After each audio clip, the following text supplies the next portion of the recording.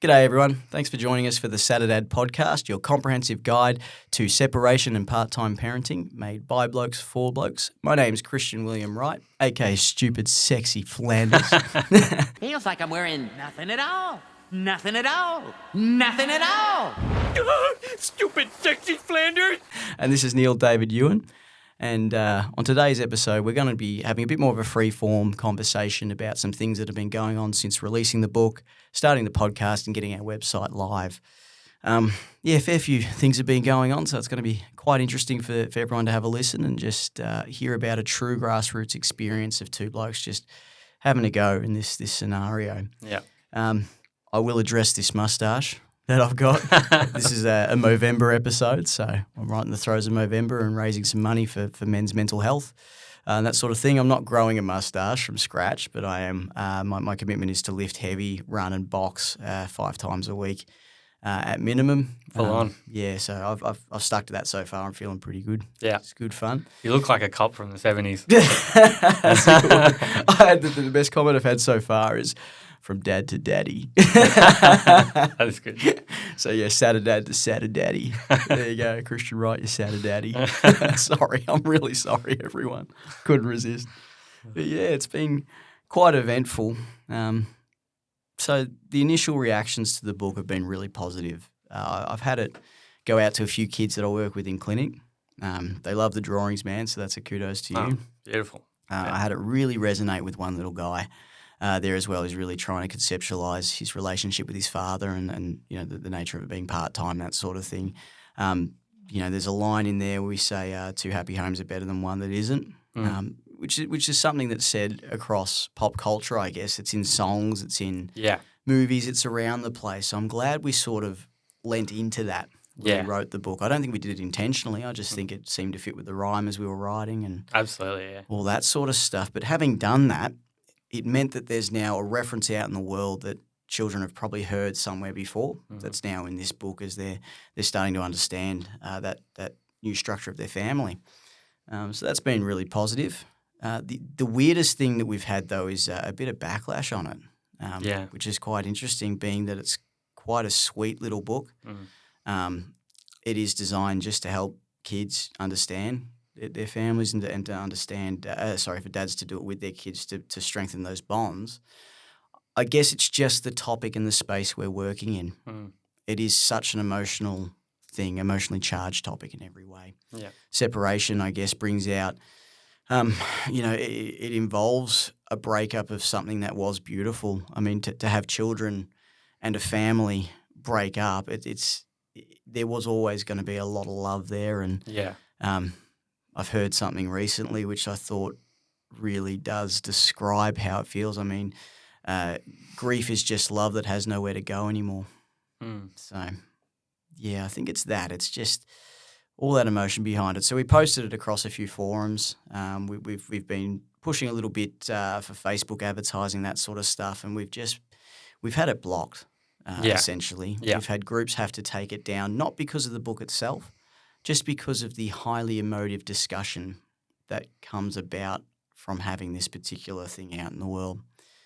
I want to acknowledge that discussion that's happening, that's a good thing. That's what this podcast is, this resource is. It's to have that discussion and to stimulate that discussion around separation and fatherhood. Yeah. The idea behind all of it is to come up with a vision of fatherhood and masculinity that all genders and all people can buy into. It's a positive vision that keeps fathers involved, that ensures children have that vital support in their lives. That's what we're trying to do here. I just wanted to clarify that for everyone. Yeah. We had an interesting comment that was men should be fathers all the time. We agree. Absolutely. Simply we agree. Yeah. There's no pushback. But the fact is, a lot of dads, for a myriad of reasons, they only get every second weekend. Yeah. It's quite a high percentage where that's the norm. So that's who we've done this for primarily. Yeah. It's for those kids of those families to understand this environment. A lot of those times, those dads, they want to be dads all the time. but they're in a scenario where they can't be. Mm. They've lost their family, that they've lost that setup. So, we're doing our best for them at this point. Yeah. We can't tackle all crises at once, if that makes sense.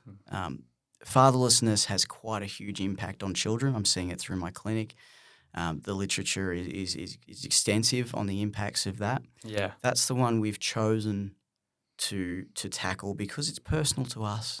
Mm-hmm. My dad was a fantastic man. He was awesome. I had the benefit of my parents being together their whole lives right up until my father did pass away recently from motor neurone disease. Yeah. He was a great man, and I had a great relationship with him, and he was part of forming who I am as a human being. Some of that wisdom I shared in the previous podcast came from my father. Yeah. You know what I mean? So he was amazing, and I just want kids to have that. Yeah. Have that amazing relationship. Absolutely. Yeah. We have had some other really positive things happen since releasing that previous podcast. Excuse me, checking my phone. I'm trying to, make sure I've got topics to talk about here. But we have had some other really amazing things happen since releasing the podcast and bringing out the book. It's been very healing for both of us, I think. Yeah. Would you agree, Neil? Absolutely. Yeah. Yeah. For me, I held a lot of, I guess I was holding some anger around this whole topic and around the whole system, and I'm just not anymore. Yeah. Doing this and actually having a say, because you don't have a say when you go through this. It can be up to the courts if it goes that far. It's up to the primary parent, which in most cases will be the woman. It's up to them how this all goes. Yeah. And they're working within a system that is quite aggressive. I would describe it as, and unfortunately, I would describe it as malicious at this point as well. Not saying that the women are malicious. I want to clarify that again. This podcast will never attack women ever. This podcast is about getting through and acknowledging what's going on. You experience a lot of that. I've lost my chain of thought. Yeah. That's all right. Obviously wasn't needed. So one of the other positive things that happened is Neil was willing to tell his story, warts and all, the whole truth of it, which was great. It was really healing, I'm sure, for you. It was, yeah. And then to put that out in the world is a very brave thing to do. Yeah. Would you like me to tell the story? Yeah, just do that. All right. Well, I'll sort of run through what happened. So we've touched on in separation, there's a lot of emotion that's felt through the stages of grief, essentially. But we didn't touch on that such strong emotions can cause a trauma response. Trauma is a very intense and big topic to go into, and it's a word that seems to get thrown around a lot. You see it on social media all the time. I'm carrying such trauma. But people don't seem to fully describe what trauma itself is. If I was to break it down to its essentials, it's something so terrible has happened that your brain can't comprehend it, essentially. So it puts you into a state where you're always scared of whatever it is, essentially. Your brain can't comprehend it. It can't specifically say, I'm scared of this thing, so a fear response or a shutdown response will be initiated when I see this particular thing. It doesn't know what it is, so that thing is always activated, essentially. And you hear, the word triggered a lot lately. I've been triggered by that. My trauma response has been triggered. Sometimes it's hard to identify those triggers for people because when your brain can't comprehend what it is that caused the trauma in the first place, how are you going to know what the triggers are? So when we put this podcast out initially, we triggered a few people in our lives, I believe. I think they felt that we were going to start attacking them and that we were out for blood and we're misogynists and we're all these horrible things, but we're not. We're not. And that second podcast where you were able to describe your story so openly and honestly proved to your ex, that's not what we're doing. We're trying to help and we're trying to heal. So they were initially resistant to us doing the podcast, but now since that's happened, they've reached out and had a good discussion with yourself, from what I understand. Yeah. Yeah, and you've sort of come to an understanding that this isn't about slinging dirt at anyone or anything bad at all. It's about sharing genuine experience. Yeah, and from that, you're in talks now to potentially reunite with your daughter. Yeah. And have more time. Yeah. Which is a really positive thing. It is. It's a great step forward. And that came from telling the truth. Yeah. That came from being honest and candid. And that's something that I want everybody out there to take on. We have to be truthful moving through this process. Yeah. We have to be honest. You have to live in truth. Yeah. It's the only way to live the adventure of your life, right? Like, I don't know where I got that from. Another podcast, probably. I'm a big podcast listener, but it's the only way to live your true life is through telling the truth. It's the only way to know yourself. If you set that as your mission for life, to know yourself, it's a pretty damn good mission. Yeah. Yeah, because once you know who you actually are, you can affect change in the world from a positive standpoint, using those strengths of who you are to do it. So if we tell the truth of our stories as we move on, that's going to solidify who we are. It's going to lead to positive outcomes such as that. Look, sometimes the truth doesn't lead to positive outcomes, but it's the correct outcome, if that makes sense. It's the one that was meant to happen if you told the truth. It's something that we all need to do. I want to tell my story. I really do. Yep. My intention for this podcast was to do separation first, right? That was what we sort of talked about. Yeah. Initially was we'll go through separation. We'll go through how to get through it initially. We'll go through what happens next usually, and we'll talk about all of that. But my situation has changed. I thought it was over, and I thought we were coming to a point where peace was coming to both of our lives. I was just letting things sit for a bit because the care I was after for my daughter had increased to the level that I really wanted for this part of her life, this stage of life. She's quite young. She's 18 months. So, we were doing two nights a fortnight and then, a couple of hours on a Tuesday and a Thursday every week, which is good at that age because you don't want to overwhelm them. Yeah. I'll go into attachment theory and I'll go into different things in a different podcast. But at this particular age, it's very important to make sure that the child isn't away from the primary attachment figure for too long, which in this case could possibly be my ex.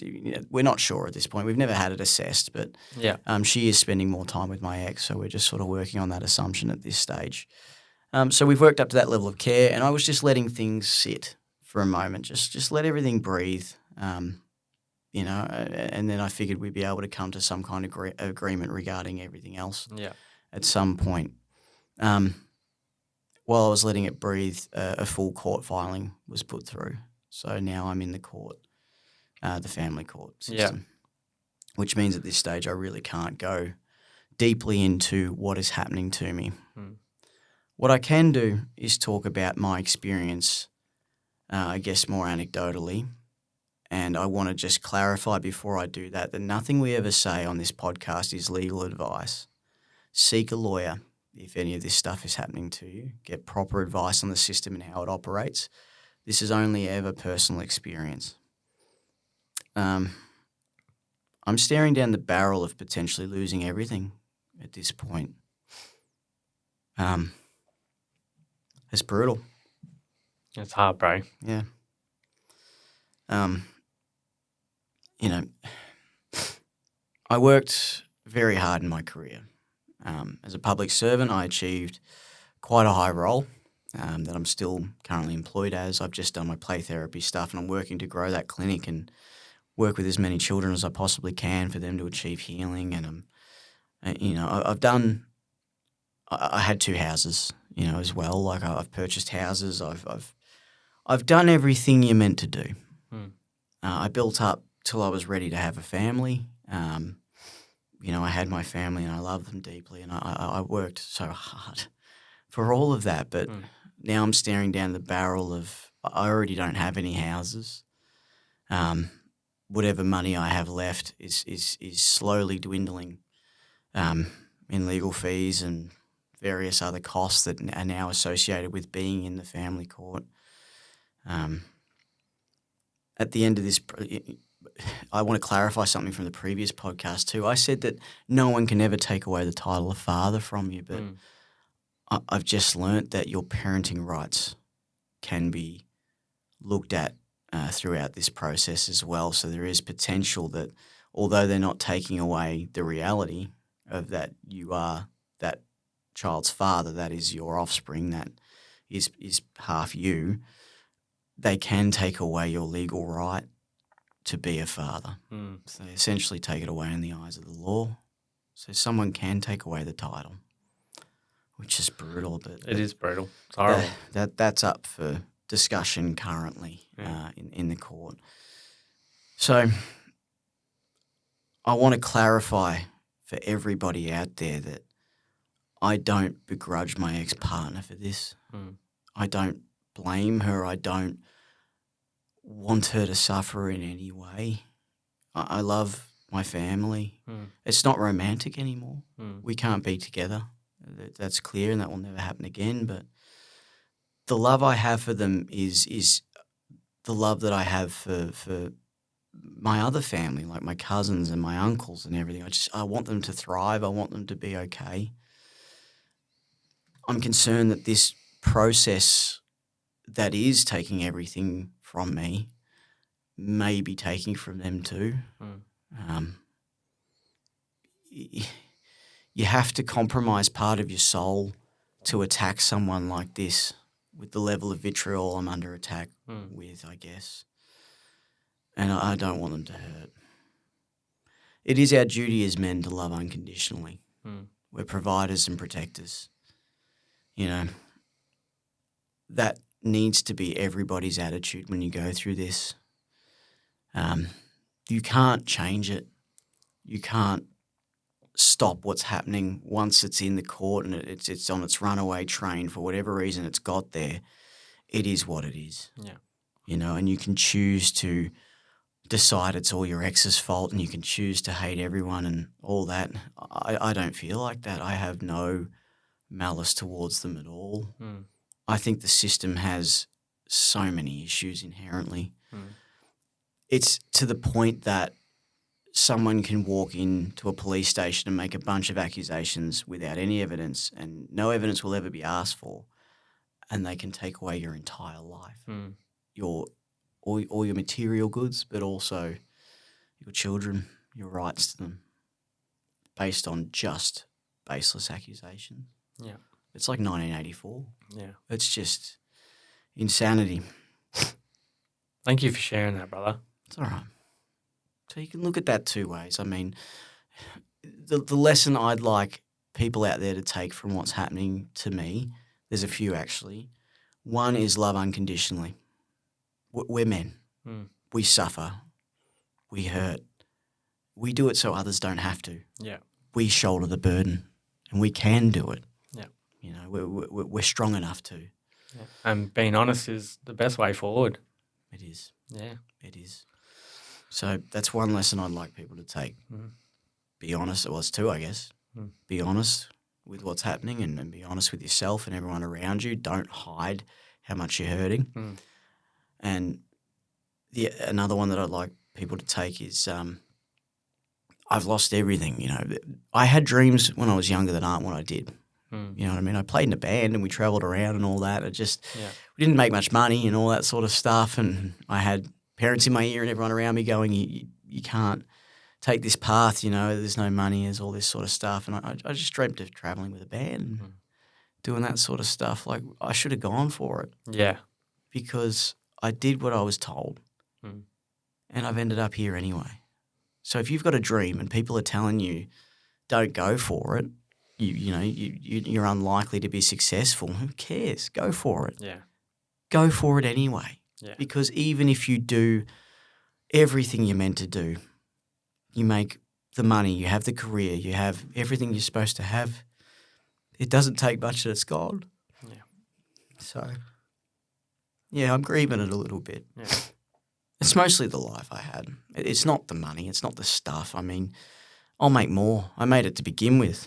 You know, it's just fucking money. And look, at this point, I don't regret my choices. It's led me to become a play therapist, and it's the joy and the meaning I get from that is amazing. But I'm just grieving the loss of the family, and I'm concerned that they're hurting. Yeah.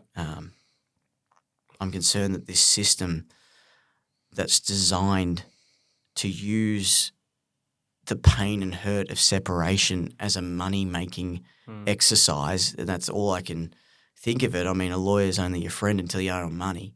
You know, that's the only thing I can conceptualize that this system as being has impacted the people participating in it so intensely. That's where I'm at. That's what's going on. And that's why we can't do separation chronologically, because I'm not going to be able to talk about this until it's done. Yeah. I think it will be too emotional, for one. And two, you know, every single aspect of me now is under the scrutiny of the law. You know what I mean? Yeah. Scrutiny of the courts, the scrutiny of whatever other services get involved and whatever else happens. I'm under the scrutiny of all of them. So I can't really go into the process yet. I will later in this podcast. Yeah. As we go along, as the episodes progress. And I think for people, this will be a grassroots experience of someone who's had to go through the worst case scenario of this. Yeah. Because there's multiple times along the way where you can resolve it, where you can sit down and talk about it and come to an agreement and all that sort of thing. There's multiple opportunities that don't involve costly, long, degrading, you know, oppressive court processes. Yeah. You know. It's just sad that it has to come to that. It is. It is. It's sad for everyone involved. Yeah. There are no winners Yeah. In this, which is, just where we're at, unfortunately. So we won't be talking about it in the way we thought. The episodes are going to be a bit more freeform. The next one, however, I do intend on going into a bit of parenting tips and that sort of stuff that I use in my play therapy clinic and that sort of thing to help families through. Which is good. Deep breath, brother. Yeah, I think I just need a moment, hey? Full on. So I talked about in the last podcast as well that part of my motivation may have been anger at the system and at the whole thing that's happening, but I don't think it is. I think I was just having a bad day. The more I think about it, I actually don't think it is anger.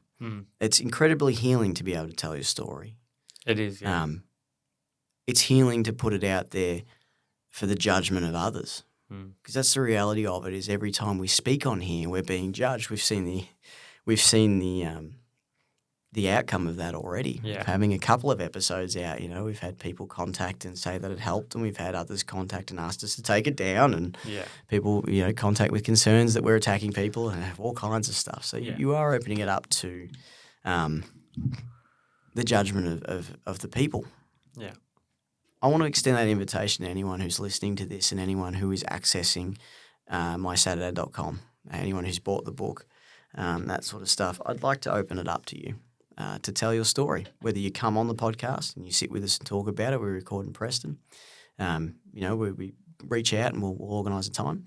Or if you just send us in some notes about your story and that sort of thing, we'd love to tell it on your behalf, in your words would be preference. You know, we'd like to extend that to you. It is incredibly healing because you don't really get to, as I've just said, to tell your side of things really at all. So it is healing. I think that's why I'm doing it more than anything, is to heal myself and others. Yeah. So we'd like to extend that invitation to you. Some things to be aware of. We have said from day one we will not attack women at this point. We have just to clarify that, we have actually acknowledged male pathology in our previous podcasts and throughout it. We may acknowledge female pathology, but it will never be as an attack. Yeah. So that's one thing. Do not attack your accident. We're not interested. Another thing with submitting your story is you are opening yourself up to the judgment of the world. You know, that anybody who listens to it. So just something to bear in mind is if you feel strong enough within yourself to stand up to that judgment, I guess, is something to bear in mind when submitting it. Preferably, we don't want to do them anonymously, because the point of telling your story is it's you doing it. It's you bearing yourself. It's you speaking that truth and moving forward with your life. Yeah. So just a few things to be aware of. If you want to do it, you're more than welcome to. Reach out on mysaturdad.com. Yeah. We're more than approachable. Yeah, we are. We're not dicks. Yeah. We do all right. We're just two blokes trying. Yeah. That's the whole point. But enjoying this mustache, I got to say. I didn't know if I would. I thought it would be an extreme thing, you know what I mean? Like, yeah. I think that was the point when they come up with Movember. It was odd for blokes to have mustaches, right? Like, it wasn't in at all. And then now, like, everybody has a mustache. Yeah. Like, I just look like a hipster. I've never tried it. Yeah, never tried a stash. You should, man. It's your next mission. Setting the task today. Rock a mustache. Yeah. A worm broom. Oh. Oh. Oh, dang. I've been working on the beard for too long. Yeah. Yeah, it takes a bit to grow a beard. Yeah. You got to manicure it up properly and like trim it in, get the shape happening and the whole lot. It's actually, it's the most masculine looking thing, but it's quite an effeminate process if you think about it. Pampering it, it's like trimming it. It is a bit, all these different things. Yeah, the mustache is way less effort. It's just in the middle there. I just grab me like electric shaver and whip over every day. It's filthy. Nah, it looks good. Chicks love it, mate. Chicks love it. Yeah. It's a beautiful thing, Movember. Yeah, they've done good. They have done good. It's just raising awareness and highlighting that it is taking grassroots organisations and other people to do that because, there's nothing really coming from the top down with a focus on that, is there? So our grassroots movements are what makes the world a better place, Get involved in it if you can. Movember, even just being the bloke that reaches out to your community. Take on as much responsibility as you can. Yeah. For yourself and for others. It really is about meaning. I might muse on that for a minute. Been thinking about that a lot lately there's been a few different philosophers and psychologists and things over the time that have theorised as to what the endeavour of being a human, what the ultimate goal really is. So you had Freud come along who said it was pleasure, right? And people shit on Floyd a bit because he's a bit of a sicko. Yeah. He'd talk about like dudes want to bang their mums and all kinds of shocking shit, which isn't what he meant. But I'm not going to go into it. But yeah, they thought he was a bit of a sicko. But he believed that essentially our primary pursuit was pleasure. Yeah, and that's the early 1900s. And then you had people come along like Marx and others who believed it was power. Our primary pursuit in life was power. So we wanted to acquire wealth for power. We wanted to every single human interaction is a power struggle between one person and another, whether it's, blokes in an environment. In fairness, sometimes it is with blokes, especially like a business deal or something. But they believed all interactions were power struggles, that there weren't any genuine altruistic interactions, that were all about power. That was our pursuit as humans. Yeah, right. Which also was lacking because it didn't take into account those truly altruistic humans that have been before us. There's plenty out there that live selfless lives, whose lives valued more to them, other people's lives valued more to them than their own. There's been heaps of people like that in history. So it can't be power. So the book I'm reading at the moment, most of the stuff that I said on the last podcast comes from a book or something I've read or all that. We're not really coming up with original thought here. A lot of this is ancient knowledge. Some of it's ancient knowledge reinterpreted in a modern way. And then I'm just saying it as an Aussie bloke would, I'm just talking it in normal talk. Yeah. You know what I'm saying? But, Frankl, who wrote a book called Man's Search for Meaning, he went through the concentration camps of Auschwitz. He theorized that the ultimate goal of the human endeavor is to find meaning in whatever it is we're doing. So that's something that I want people to start doing, is to start looking for the meaning. Yeah. Why did this happen to you? Mm. Why did you go through such a horrendous event? Try and find out why. Mm. I'm starting to feel that maybe I went through it too because I was meant to create this. Yeah. Because we were meant to do this book together. Yeah. What do you think? Absolutely. I think the same. Yeah. Maybe why we went through such hell. Yeah. And even if it's not, it's given us meaning to it. Yeah. It's given us something to hold on to. Mm. Something to help us move forward. Something to give us a path. All things that are vital when going through such intense things. Yeah. So everyone out there, look for the meaning. Look for the meaning in everything you're doing. Why do you go to work? What is the meaning?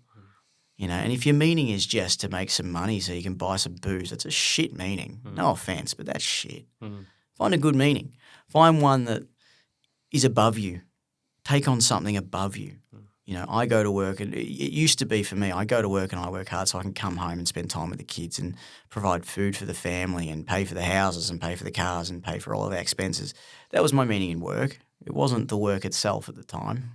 Now for me, I find meaning in my play therapy clinic and I find meaning there. But look for the meaning in why you do the things you do.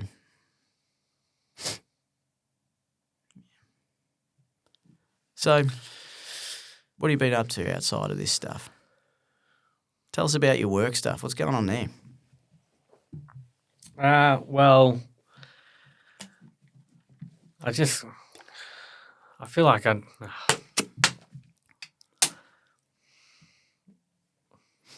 can't talk, right? What's going on, man? Tell me about it. Fuck the podcast. What's happening? Nah, I'm just not feeling it. Not feeling it. No. In what way? Hey? In what way? I don't know. Just don't feel like I've got anything to say, man. I don't. Do you feel you got anything to say? No. Yeah. It's tough. I mean, just fucking anything. Yeah. Yeah. You got heaps to say. You said heaps last time. Yeah. Everything you have to say is valid. Like Jordan said, we just fucking cut it. Yeah. If you don't like it. Yeah. I'm just talking out my fucking ass at this point. Yeah, I know. That's what I mean, man. I can't think quick enough to. Well, don't Even think. You have to think quick, man. Like me. I just got a lot of anxiety, man. Yeah. What's going on with the anxiety? It's bad. Bad today? Yeah. Yeah. What happened? Anything trigger it? Just when we sat down. Just kicked in? Yeah. Yeah. Yeah. Do you think it's the podcast that's triggered it, or like? I think so, yeah. Yeah, just being put on the spot to Yeah, answer I think so. questions has done it. Yeah. Like I'll talk to you about it, but Yeah. A lot of shit been going on, eh? Just brutal shit. yeah. It's been a brutal few weeks, man. Like, it's not been a normal, just chill out, float around a couple of weeks. It's been like, I'm now in the worst case scenario. Yeah. It's exactly how I feel, man. Yeah. Does that happen to you too? Yeah, fuck, man. What happened? Just the work shit?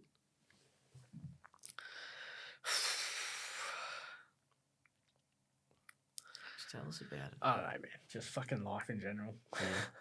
Fucking work, the kids. It's one thing after the next.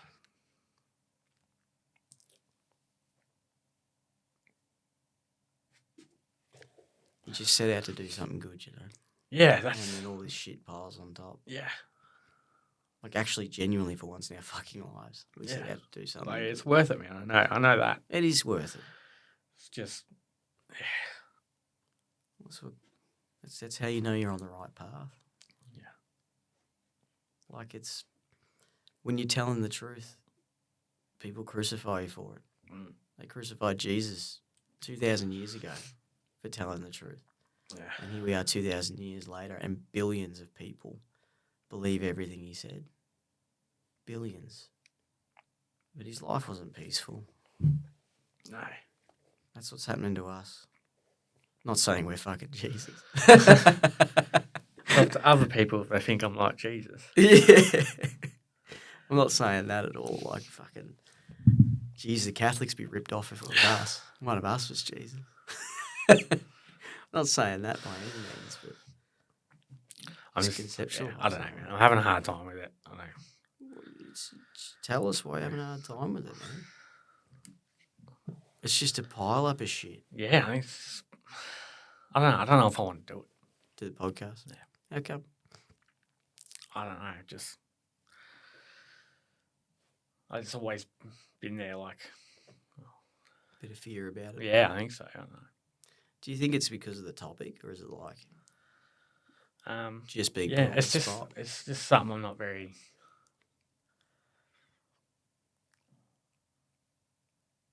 open to, man. It's like it's all right. It's like you're good with your words, man. I'm not. I've never been good with my words unless I write them down. You're actually amazing with your words. That's the thing. It's all good if you don't want to do it. Just insecurities, man.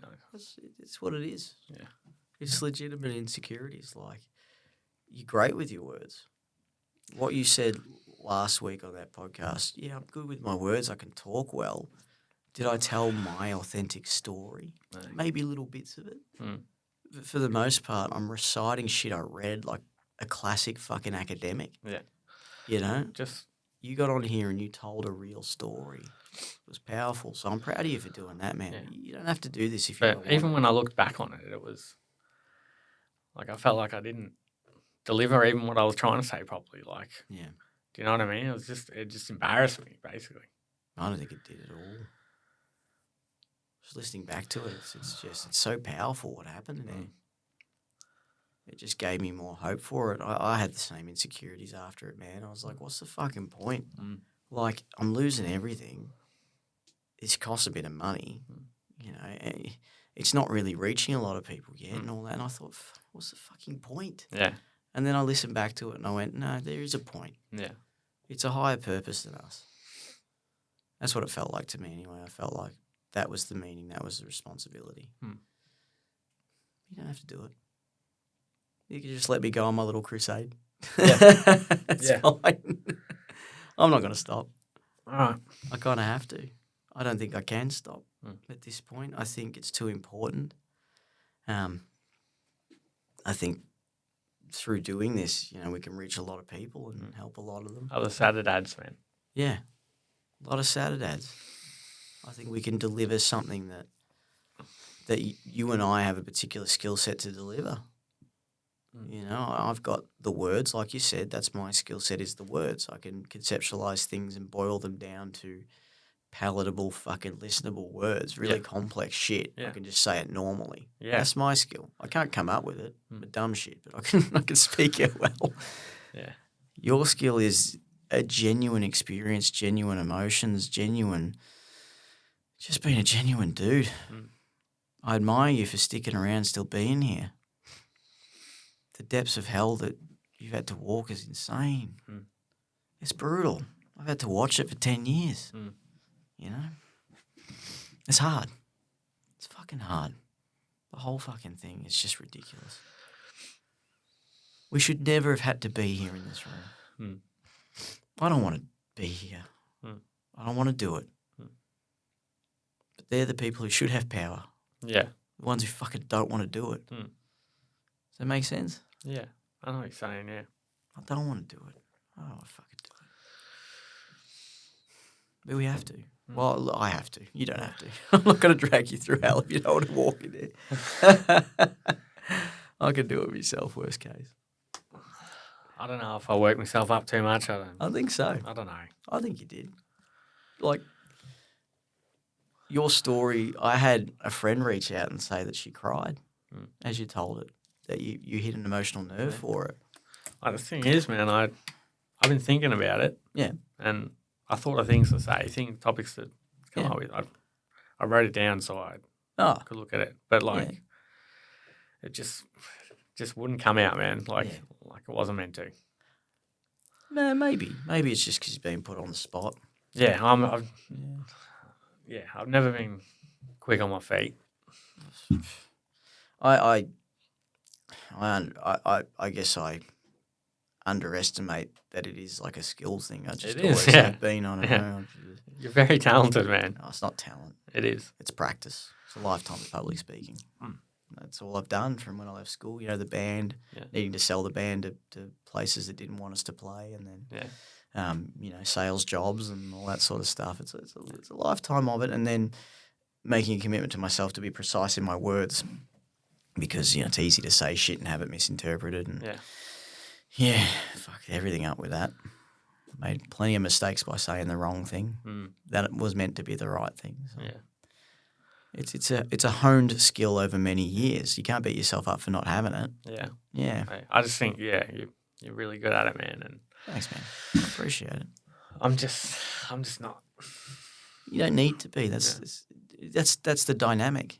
Do you know what I mean? That we had with that first one was, I have that. You're right, but you notice, like, when you listen to the other one, as it flows, the points that I bring up come from something you said every time.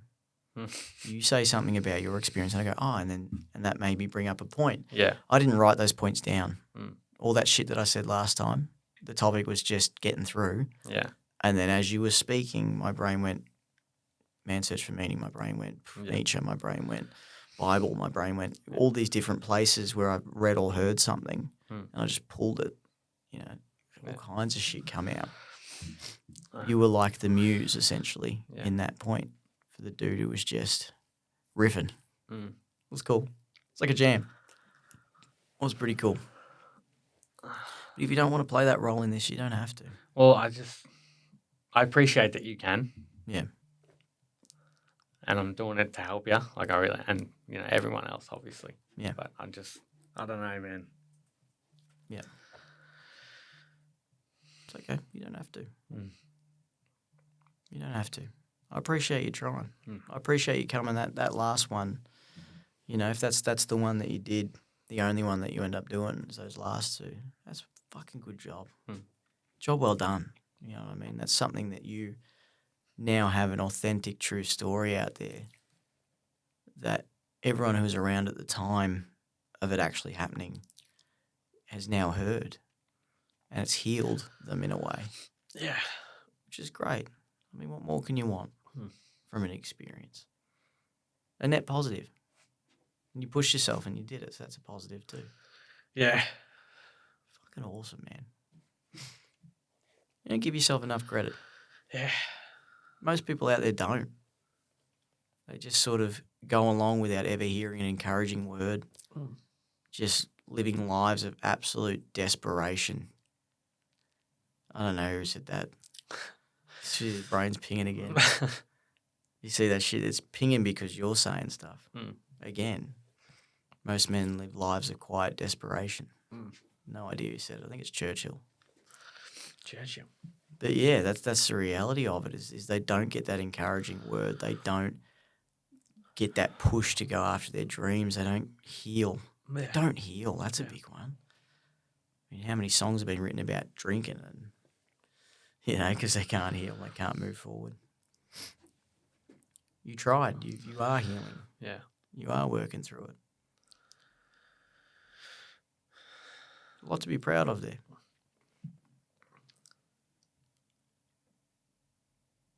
Yeah. I appreciate you, man. I do. Appreciate you too. I just fucking... Yeah. If this isn't your path, there is another path. You don't have to do this with me.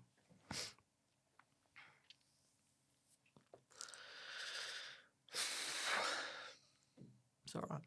It's fine. You got to write the books, though. Yeah. What the fuck, you got to draw them. I can't draw Absolutely, man. That's your fucking job. Or if we go on fucking television, you can go. Yeah. Yeah, just do that. I'll do all the interviews and all the nonsense, and I'll cop all that side of it. You got to draw them. I can't draw for shit.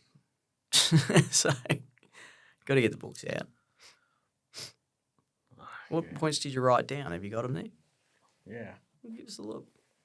It's just something I wrote in the middle of the night because it just says I think what happened was I was honest, and we were under attack essentially. But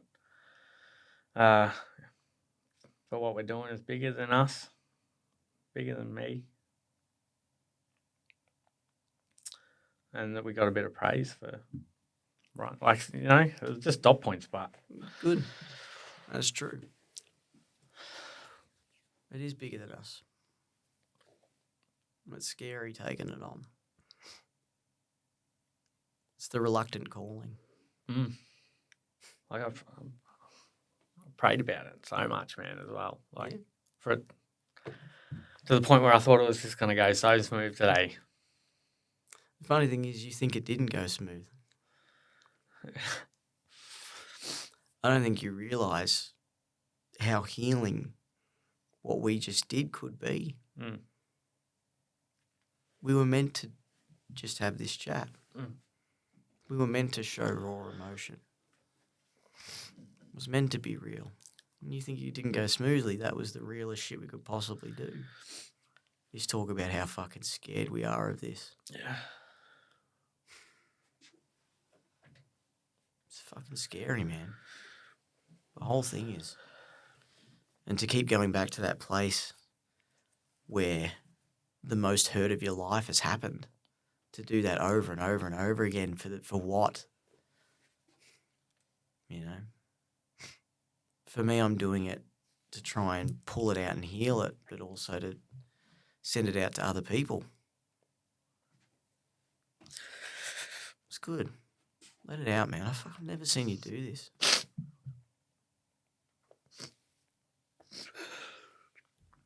I feel you, man. I got you, brother. No matter what fucking happens. You don't have to do this shit with me. I got you.